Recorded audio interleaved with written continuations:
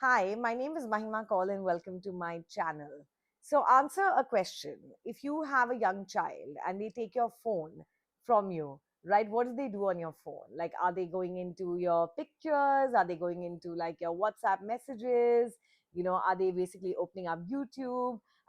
Many of you don't need to be a parent, but you probably have come across a child who wants to like take your phone and do something with it. I myself go through the same thing with my daughter. So I have downloaded an app. I just kind of got it off the App Store, I think, but it has age appropriate games, which are like quizzes and challenges. So I feel like, well, if she's going to snatch my phone and not give it back to me, she might as well have something age appropriate for her to play with. Now, I say this because today what I want to do is I don't have a book that I'm going to talk about, but I want to draw on a current debate taking place and then talk about this report, which I'm going to link to. It's been funded by UNICEF. I think the Lego Foundation has funded it as well.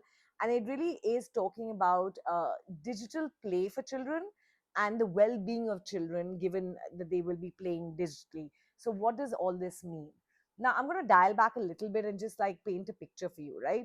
If you look at conversations that have been taking place the last couple of years, there has been this like very dominant conversation talking about how play has exited from children's lives. So you're learning a lot of things in an age inappropriate manner, right? I like people are trying to make very young children write all the alphabets and like giving them homework at an age when they should really be in the park in the evening. Like they should not be sitting at home and doing homework at the age of like 4 and 5.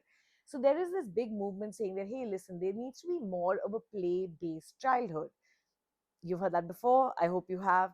Now, when you get to a play based childhood, what are we talking about? Are we talking about playing outside, which again is becoming a more of a challenge as safety becomes an issue? It shouldn't really be, but it is obviously a perceived issue with a lot of parents, and they have to like make sure that wherever the child goes, there's someone there to watch them. Or is it play as in they are like on devices and playing, right? So there is a very healthy debate around it. And now what this report does is leans into the idea that children are going to be on devices. And so it's better to actually measure what are the positives that children get out of digital play, and then offer like a framework for governments and for businesses who are going to be for governments allowing businesses to create games for children, and for businesses who create these games to at least try and create games that like bring out the best in children and aid their positive development rather than creating the negative consequences, which, as you know, a lot of people feel early sort of entry into social media for children, frankly for adults as well, I think, can foster a lot of those negative outcomes. So I don't want to go into like the whole report because I do want you to read it, but I'll say one thing that they actually talk about the fact that there are about eight the framework talks about eight facets that developers, businesses, governments should look into when they talk about the digital, playing digitally for children. So the first is, what can children get out of these type of games? It's autonomy, right? It's competence, right? If you're doing well, you start feeling more competent. Emotions, a gamut of emotions go through you no matter what, especially when you're playing. Relationships. This study didn't look at multiplayer games, but certainly relationships, even vis-a-vis like someone telling you about a game, sitting next to your friend and playing a game. Creativity, identities, safety and security, and then the last one is diversion, equity, and inclusion. So there are these eight, pillars to this framework. What they do is they basically like sort of encourage developers to look at a couple of facets that they can encourage through the game. I'll give you like four big examples just to get your mind rolling. The first is like, how does a child develop autonomy while playing a game? And so the game needs to give them a sense of control. And this can be done through obviously many features in the game, product, and otherwise. But if it like actually increases their autonomy, then that's a good game for them, right? The second is like competence. Too easy, I'm bored. Too difficult, I'm discouraged. So, how do you build that kind of competence in a child? And so they give that example of the reward system within the game, that if it's appropriate and children feel like it's a gettable reward, it can just be challenging enough. In some cases, linking back to autonomy, can you skip levels if you feel like, yeah, this is easy, let me go 2 levels up? Or if you find you've come too far ahead, can you go 1 level down? So, giving that kind of like flexibility within the game can really help kids. Emotions. right? Like, how do you regulate emotions? You're losing really badly. Like, how do you, how do you regulate your emotion? You're winning. Maybe you learn to regulate that. And then finally, of course, the idea of relationships. I want to add that, like, when I think of games and like playing games, my immediate thought when I think of like children is like, oh gosh, they're alone on devices, right? If I think of games that I have partaken in as a child and then like in college, they are group activities. I don't know why I have these two different visions in my mind, but I think we didn't have devices, right? Like, I mean, I guess that's the reason we didn't really have personal devices when I was growing up. So my brother and I would play Contra, and we would play Mario, and then we would like love Prince of Persia, but it was always the two of us huddled with one game console, right? And if I think of like college, which I'm sure many of you had the same experiences, like Mortal Kombat was like the thing, and we all used to kind of hang around if we weren't going out and like getting drinks and watching our friends kind of fight it out, right? And everybody got a turn. I'll be honest, I never really took a turn, but I kind of hung around and enjoyed myself anyway because I was done with games by then. I'm a bit of a bookworm.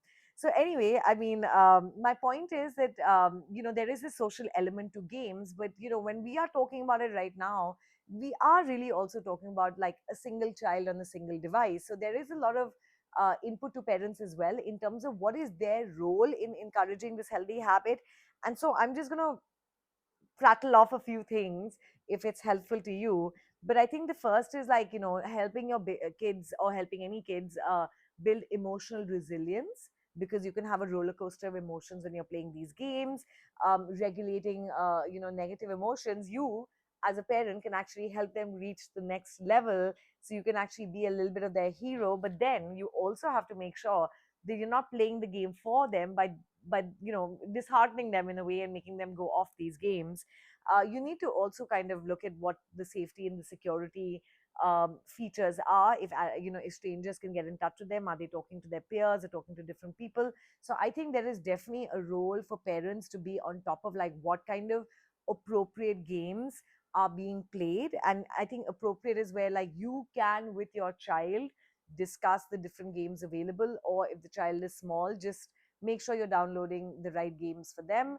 In this report, they said not all games are equal. Some games just have a lot going on. And so, like, there's a lot more emotional churn. Some games are quieter, they are slower, they involve a lot of complexity. And, like, so there's a difference between games that make you do short term strategic thinking versus long term strategic thinking. The other thing to remember is that not all kids are equal. So some children will turn to games to like find that challenge and to find that sort of sense of pride by doing well in a game. It could be a fact, other reasons in their life that is not meeting that need. And then for some children, if they are like actually doing well, or they're getting those emotions offline, they can look to a game for like mindless entertainment and just like enjoying themselves, right? And not looking for this kind of challenge, but looking for what we call time pass, right? So not everyone is the same and you look for different things.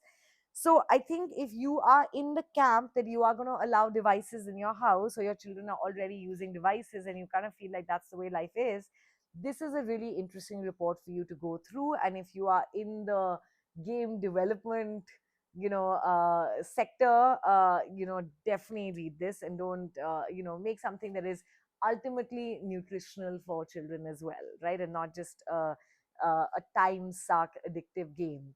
The last thing I will say before I get to the children's book is, in this study, I think they only looked at children who played the game for about 20 minutes and then measured their reactions.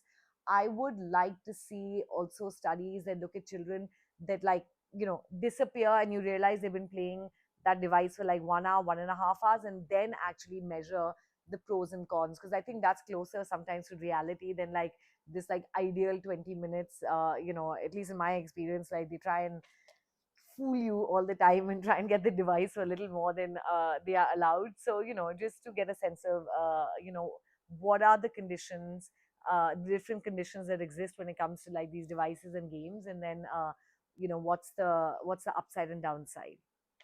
Okay, sticking to the theme of games, I want to recommend this book. It's called Mira, the Royal Detective. It's one of Mira's mysteries.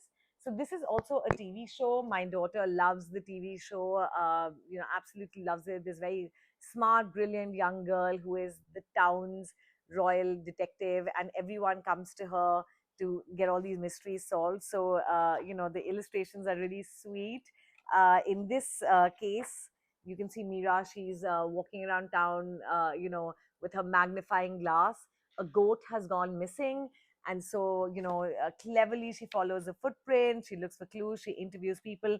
In the end, she's able to return the goat to the rightful owner. And what I really like about the first page, which I did not show you, but I will now, is Mira gets all these qualities because she actually plays games with her father, and she learns about creativity, about curiosity, about putting pieces together, connecting the dots.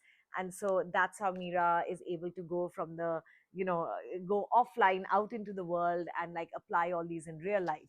So whether you're learning this on a digital game, whether you're learning it with a physical puzzle box or something like that, there's an interplay between this game and real life. And so I would say encourage that as well with yourself and with any children you might be around. Yeah, and so those are my two recommendations. Thank you so much for watching.